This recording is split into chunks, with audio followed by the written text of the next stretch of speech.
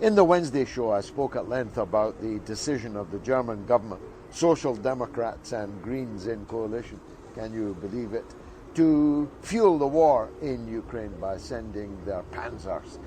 What could possibly go wrong? German tanks crossing the Ukrainian frontier to fight Russians.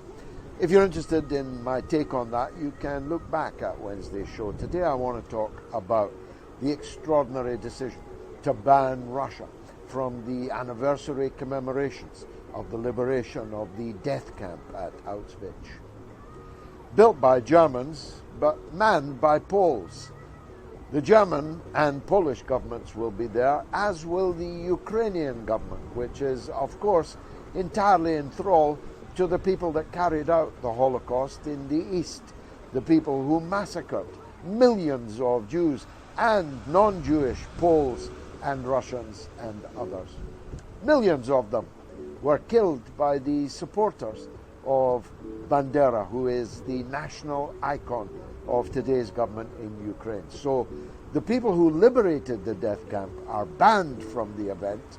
The people who built, manned, and took joy in the genocide that took place in the death camp are all honored guests. If that does not sum up to you the deep and profound sickness in European, indeed world politics today, I don't know what would do. If it wasn't for the Russians, I'd be speaking to you in German. If it wasn't for the Russians, Europe at least, and most of the world in fact, would still be under the jackboot of fascism. Italian fascism, Japanese fascism, German fascism. Hitler began his long march, of course, in Munich, but they're marching still. Lest anybody imagine for a minute that I hate Germans, nothing could be further from the truth. Some of the best friends I've ever had have been German. And the good people of Munich were out on the streets protesting against Olaf Scholz's decision to join the war. Indeed, his foreign minister announced that Germany was at war with Russia, which is such a legal minefield. I'm amazed she has not been slapped down by Scholz so far, because, of course, that would mean that Russia was fully legally entitled to take self-defensive measures against Germany right now. Maybe they will. Maybe Russia will have to liberate Auschwitz again. Maybe Russia will have to liberate Europe again, because we are now living in a new kind of fascism, where people with different points of view are not put into camps, but they are effectively banished, exiled from their own countries. They are exiled from the platforms that they had been using. They are forbidden to be on television or radio or space in the newspapers.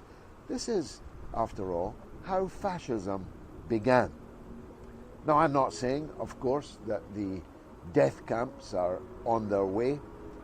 Perhaps they have no need of death camps. But if they did ever fully go back down that road again, who would you trust to save us from them? Me? I'd save the Russian people, who gave 27 million dead in the defeat of Nazism in 1945, in the ruins of Berlin, around the very same Reichstag that the foreign minister declared war on Russia this very week. The Russian people know about Nazism, they know about fascism. Unfortunately, far too many of our people have forgotten it. So, are we back on the road that began in Munich in the 1920s? I don't know. Maybe we'll get there, maybe we won't, or maybe the world will end in thermonuclear war before we ever know the answer to that question.